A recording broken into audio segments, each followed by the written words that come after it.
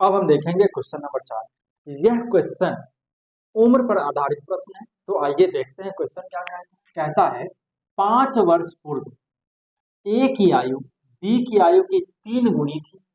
फिर कहता है 10 वर्ष पश्चात ए की आयु बी की आयु की 2 गुनी हो जाएगी। तो ए और बी की वर्तमान आयु ज्ञात करें। तो इसके लिए हम सबसे पहले मान लेंगे कि माना ए का वर्तमान आयु बराबर x वर्ष। हम मान लिए कि ए का जो वर्तमान आयु है वो x वर्ष है और बी का वर्तमान आयु y वर्ष है। अब क्वेश्चन में है 5 वर्ष पूर्व। तो 5 वर्ष पूर्व ए की आयु 5 वर्ष पूर्व मतलब पहले, तो x माइनस 5 हो जाएगा और 5 वर्ष पूर्व बी की आयु तो y माइनस 5 हो जाएगा। अब प्रश्न से कहता है 5 वर्ष पूर्व ए की आयु, 5 वर्ष पूर्व ए की आयु, तो ए का जो आयु है वो x माइनस 5 है। तो x माइनस 5 बराबर ए की आयु बी की आयु की 3 गुनी थी। बी का जो आयु है y माइनस 5, इसका ये 3 गुनी थी। तो हम इसमें 3 से गुना कर देंगे। अब इसको हल करते हैं। x माइनस 5 बराबर 3 से y में गुना करें, 3y माइनस 3 × 5 = 15 हो जाएगा। अब ये x, अब ये प्लस में है, जब इसको हम LHS में लेके आएंगे तो ये माइनस में 3y हो जाएगा बराबर ये -15। अब ये माइनस में है, जब इसको RHS में लेकर जाएंगे तो प्लस में हो जाएगा, अर्थात x माइनस 3y बराबर माइनस में 10 हो जाएगा। ये हमारा समीकरण 1 हो गया। अब पुनः आगे क्वेश्चन कहता है 10 वर्ष पश्चात 10 वर्ष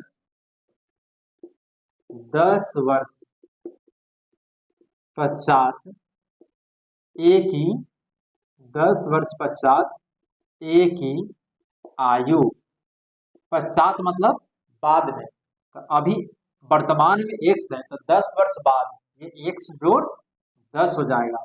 फिर 10 वर्ष पश्चात b की आयु ये y जोड़ 10 हो जाएगा।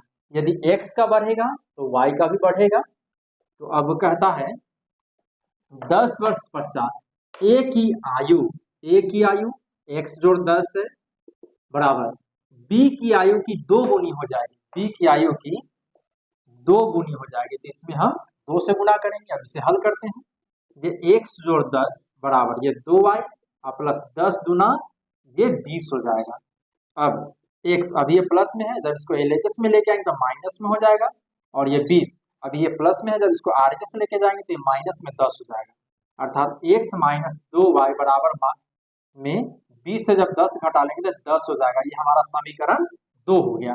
अब हम समीकरण 1 और 2 को विलोपन विधि से हल करेंगे। तो विलोपन विधि से हल करने के लिए या तो हम x वाले पद को बराबर करते हैं या फिर हम y वाले पद को बराबर करते हैं। तो यहाँ हम देख रहे हैं कि समीकरण 1 और 2 में दोनों का x बराबर है, यहाँ भी x है और यहाँ भी x है। तो हम समीकरण 1 में से समीकरण 2 को हम घटा लेंगे। तो लिखते हैं समीकरण 1 माइनस 2 से, तो समीकरण हमारा एक है x माइनस 3y बराबर -10 और दूसरा है x माइनस 2y बराबर में 10। तो यहाँ 10 लिखेंगे। अब हम घटा रहे हैं तो चिन्ह को बदलेंगे, ये प्लस तो माइनस, माइनस तो प्लस, ये प्लस तो माइनस हो जाएगा। अब ये प्लस माइनस कट गया। अब माइनस में 3y और प्लस में 2y, तो माइनस में y बचेगा और ये -10 माइनस में 20 हो जाएगा। अब माइनस कट करके y बराबर हो गया 20। अब हमें y का मान मिल गया है, अब x का मान चाहिए।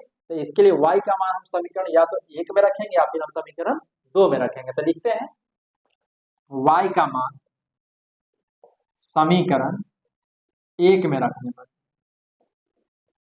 y का मान समीकरण 1 में रखने पर तो x माइनस 3y बराबर -10, x माइनस 3 गुना 20 बराबर -10, x माइनस 20 किया 60 हो जाएगा बराबर में -10 और ये x -10।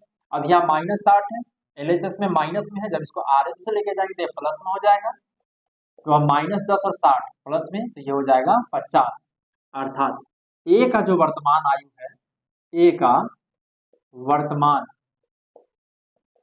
आयु वो हमारा x वर्ष है, तो x का मान आ गया 50, तो ये हो जाएगा 50 वर्ष। और b का वर्तमान